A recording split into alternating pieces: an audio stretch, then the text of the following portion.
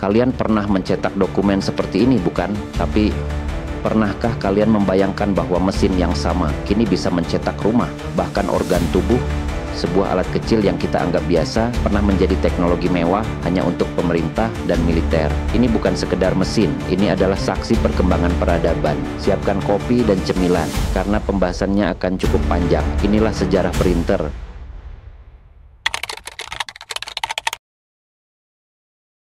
Sejak awal peradaban, manusia memiliki satu kebutuhan yang tak pernah berubah: mencatat dan menyampaikan informasi.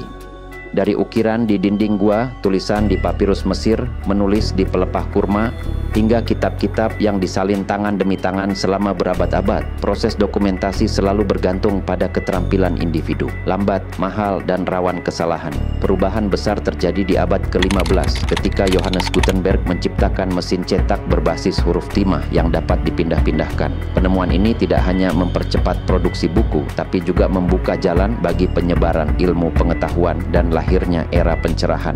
Namun, walaupun revolusioner, mesin cetak Gutenberg masih berorientasi pada skala besar untuk buku, bukan dokumen sehari-hari. Masuk ke abad ke-19, muncul kebutuhan baru, mengetik secara cepat dan rapi dokumen individu, seperti surat, laporan, dan arsip bisnis. Disinilah mesin ketik menjadi jawaban. Praktis, efisien, dan bisa digunakan secara personal. Pada akhir abad ke-19 dan awal abad ke-20, mesin ketik menjadi tulang punggung administrasi modern, mengisi kantor, sekolah, dan institusi di seluruh dunia. Tapi satu hal belum berubah, semuanya masih analog. Kemudian dunia memasuki era baru, yaitu komputer digital. Tahun 1940-an hingga awal 1950-an, komputer generasi pertama mulai dikembangkan. Mesin seperti ENIAC dan UNIVAC mampu melakukan perhitungan dalam hitungan detik, sesuatu yang mustahil dicapai manusia. Tapi mereka punya satu keterbatasan mendasar. Outputnya tak mudah dibaca manusia. Hasilnya hanya tampak dalam bentuk sinyal, kartu berlubang, atau kilatan data di layar terminal yang sangat sederhana. Disinilah muncul masalah besar. Komputer bisa berpikir, tapi tidak bisa berbicara dengan manusia secara fisik. Kartu punch terlalu teknis, layar monitor belum stabil, dan tidak bisa mencetak permanen. Mesin ketik pun tak bisa dihubungkan langsung ke komputer. Ia tidak didesain untuk menerima perintah digital. Setelah kebutuhan akan pencetakan digital menjadi nyata, dunia teknologi mulai bergerak, bukan hanya untuk menciptakan sebuah perangkat baru, tapi untuk mengatasi tantangan besar. Bagaimana mencetak hasil kerja komputer yang bersifat biner menjadi teks yang bisa dibaca manusia secara cepat, permanen, dan dalam jumlah besar. Kita mulai dari tahun 1953. Saat itu, perusahaan teknologi raksasa asal Amerika, Remington Rand, menciptakan komputer UNIVAC atau Universal Automatic Computer yang digunakan oleh lembaga-lembaga besar seperti Biro Sensus Amerika Serikat dan militer. Namun, komputer sebesar lemari es ini tidak memiliki cara untuk mencetak data secara langsung. Masalah itu mulai teratasi ketika Remington Rand mengembangkan printer komputer pertama yang dikenal secara luas, yaitu UNIVAC High Speed Printer. Printer ini adalah mesin besar, bising, dan rumit. Ia tidak mencetak huruf demi huruf seperti mesin ketik, tapi mencetak satu baris penuh dalam sekali proses. Inilah cikal bakal dari line printer atau printer baris, teknologi awal dalam dunia pencetakan komputer. Printer baris seperti ini mampu mencetak hingga 600 baris per menit. Kecepatan yang luar biasa pada zamannya, terutama jika dibandingkan dengan mesin ketik manual. Mesin ini bekerja dengan teknik mekanis dan elektromagnetik.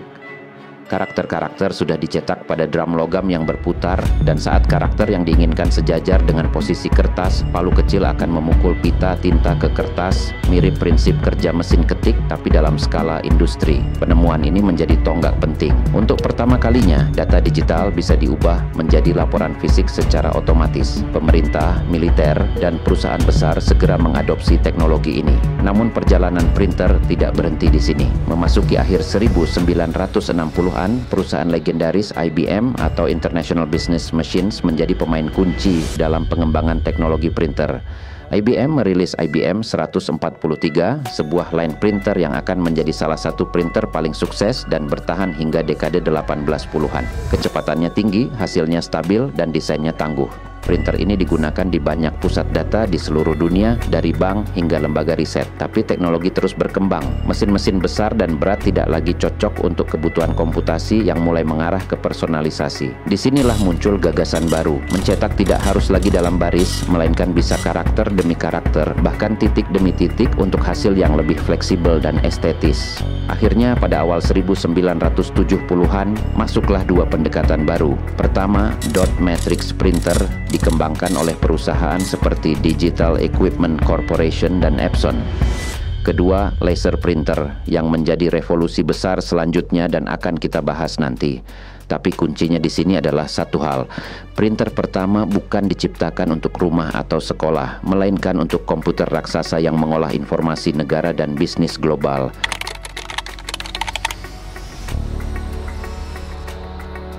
Awal mula penggunaan motor dalam sistem cetak berakar pada era pertengahan abad ke-20 saat printer mulai meninggalkan mekanisme manual dan memasuki ranah otomasi.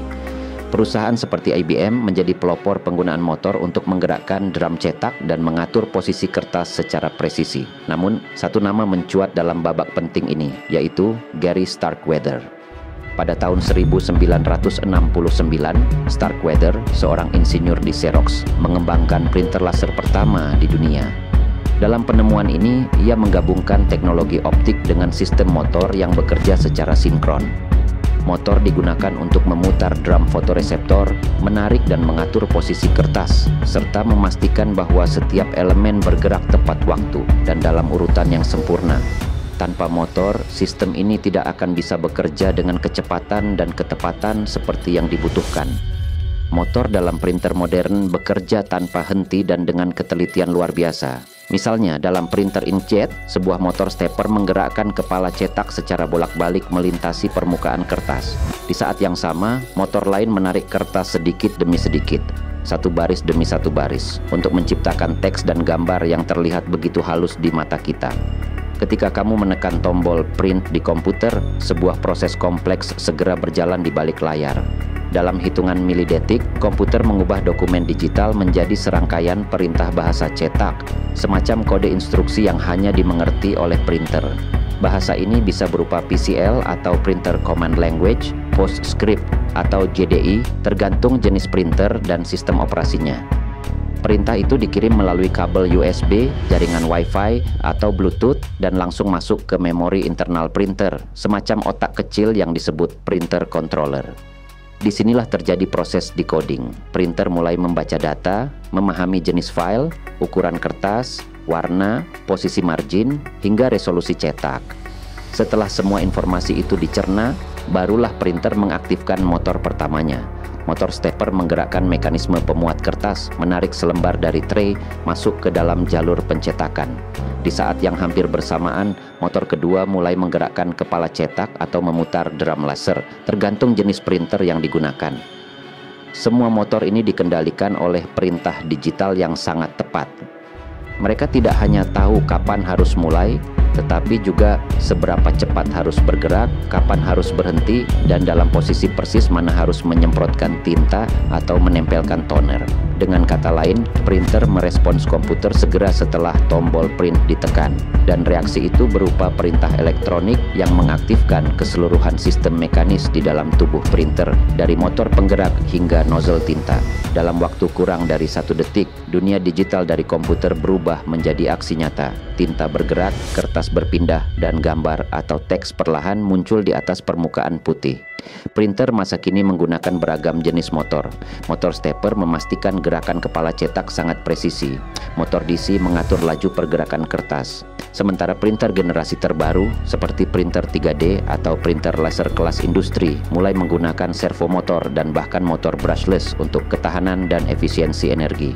Dengan bantuan motor, printer tidak lagi sekadar alat untuk mentransfer tinta ke kertas. Ia menjadi sistem pintar yang mampu bergerak dengan presisi mikroskopik, merespons perintah digital dengan akurat, dan menghasilkan hasil cetak yang tajam serta konsisten. Motor mungkin jarang terlihat, kita nyaris tak pernah memperhatikannya, tapi justru disitulah letak keajaibannya. Ia adalah denyut nadi mesin cetak, tanpa suara, tanpa sorotan, tapi bekerja tanpa henti untuk mewujudkan cetakan demi cetakan yang kini begitu akrab dalam hidup kita.